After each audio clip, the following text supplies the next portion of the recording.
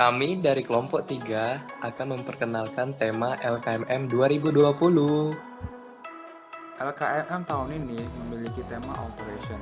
Alteration ini memiliki 6 poin, yaitu 1. Critical thinking, 2. Leadership, 3. Communicator, 4. Solidarity, 5. Responsible, dan 6. Management. Yang ke-6 poin ini akan dijelaskan oleh teman-teman saya. Yang pertama ada critical thinking. Sebagai seorang calon dokter, kami diharapkan dapat menerapkan critical thinking dalam memecahkan masalah. Critical thinking itu sangat penting. Mengapa? Karena dengan critical thinking memungkinkan seseorang untuk menilai dan menganalisis pemikirannya sehingga memperkecil resiko seseorang akan menerapkan keyakinan yang salah. Critical thinking sangat penting dalam profesi kedokteran, karena dengan critical thinking, seorang dokter dapat meminimalisir salah diagnosa dan juga salah pemberian terapi, yang nantinya akan merugikan pasien. Tujuan poin leadership dalam LKMM 2020 adalah kami diharapkan menjadi agent of change dalam lingkungan, serta kami dapat memimpin pasien dalam pengobatan, berkomunikasi efektif dengan pasien, untuk membangun kerjasama yang optimal dalam rangka promotif, preventif, kuartif, dan rehabilitatif di masa yang akan datang. Leadership.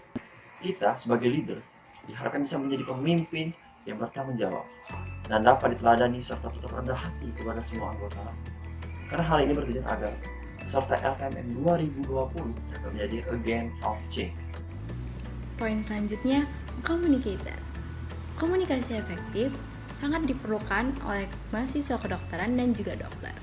Komunikasi efektif terjadi apabila si penerima pesan dapat menginterpretasikan pesan sebagaimana dimaksud oleh pengirim.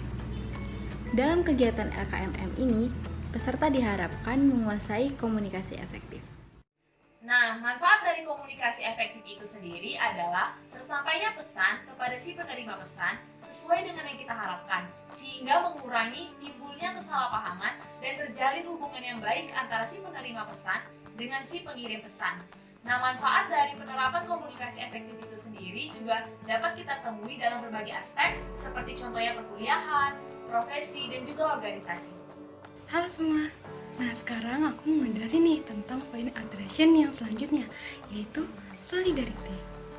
Nah, kenapa sih kita sebagai mahasiswa kedokteran dituntut untuk memiliki kemampuan dan pengetahuan soal bekerja dalam tim?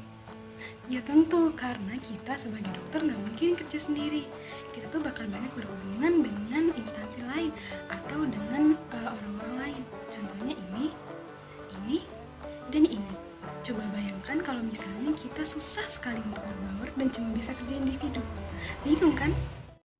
Hai teman-teman, jadi di sini aku mau ngasih tahu nih contoh-contoh dari sikap solidarity yang dapat kita terapkan dalam kehidupan sehari-hari. Pertama, ada saling tolong menolong. Kedua, selalu menjaga kekompakan. Ketiga, saling peduli. Dan yang keempat, tidak egois. Poin dari solidarity ini sangat penting loh, jangan lupa diterapkan ya.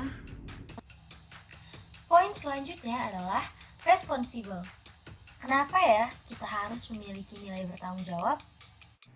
Bertanggung jawab itu penting karena kedepannya peserta akan masuk ke dalam organisasi yang dibutuhkan rasa tanggung jawab dari setiap anggota-anggotanya.